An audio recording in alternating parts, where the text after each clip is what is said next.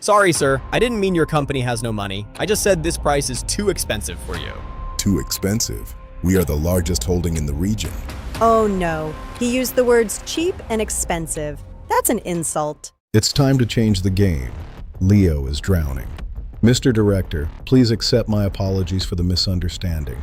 What Leo meant was that this is a premium offering which requires strategic budget allocation. Exactly. We aren't talking about high costs. We are talking about the exceptional profit margin this project will generate for you. That's a more logical way to put it.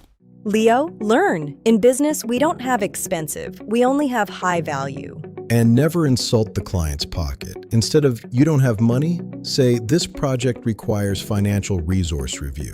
I'm sorry. So instead of discount, what should I have said?